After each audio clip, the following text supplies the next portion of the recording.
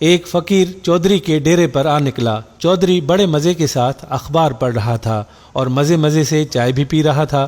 نوکر اس کی خدمت میں مصروف تھا۔ اتنے میں ایک فقیر وہاں پہنچ کر سوال کرتا ہے کہ اللہ کے نام پر کوئی روٹی، کوئی کپڑا دے دو، بھوکا ہوں، ننگا ہوں، میری مدد کرو۔ چودھری کو صبح صبح ہی اپنے ڈیرے پر فقیر دیکھ کر بڑا غصہ آتا ہے اور نوکر سے کہنے لگا کہ اس فقیر کو دھکے مار کر باہر نکال دو۔ نوکر فقیر کو دھکے مارتا ہوا باہر لے جاتا ہے۔ وہ فقیر پیچھے مڑ کر نوکر سے التجا کرتا ہے کہ مجھے صرف 2 منٹ کے لیے چودھری صاحب کے پاس جانے دو، میں نے چودھری صاحب سے کوئی ضروری بات کرنی ہے۔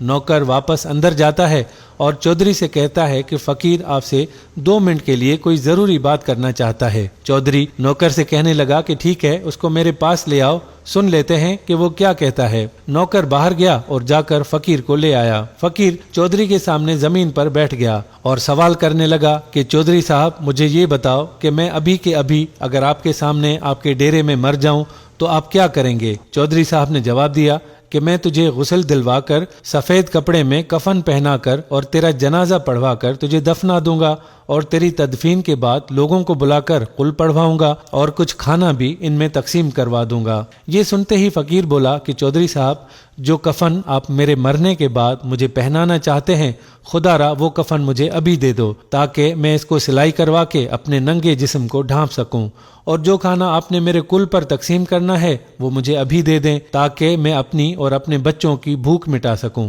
فقیر کی یہ بات سن کر چودھری صاحب سوچنے پر مجبور ہو گئے کہ ہم زندوں کی تو قدر نہیں کرتے، لیکن جب یہی انسان مر جاتا ہے تو ہم ان کے لیے بہت کچھ کرتے ہیں اور لوگوں کو دکھانے کے لیے سخی بن جاتے ہیں۔ ہم اس شخص کو کفن بھی دیتے ہیں، لوگوں کو بھی کھلاتے ہیں، رسمیں بھی پوری کرتے ہیں، کل بھی پڑھاتے ہیں اور اس کی طرف سے لوگوں میں کھانا بھی بانٹتے ہیں۔ چودھری یہ بات سوچنے کے بعد بہت زیادہ شرمندہ ہو گیا اور اپنی جیب سے بٹوا نکالنے لگا اور اس فقیر کو اچھی خاصی رقم دے کر بڑی عزت کے ساتھ رخصت کر دیا۔ ناظرین، کاش ہم مردہ کی بجائے زندہ کی قدر کرنا سیکھ لیں اور مرنے کے بعد جو خرچ کسی کے نام پر کرنا ہے وہی خرچ اس کی زندگی میں اس پر کر دیں تاکہ کسی غریب کی زندگی سے غربت ختم ہو سکے، اور یاد رہے کہ صدقہ وہی کام آئے گا جو اللہ کی رضا کے لیے دیا جائے۔ تو ناظرین، یہ تھی ہماری آج کی کہانی۔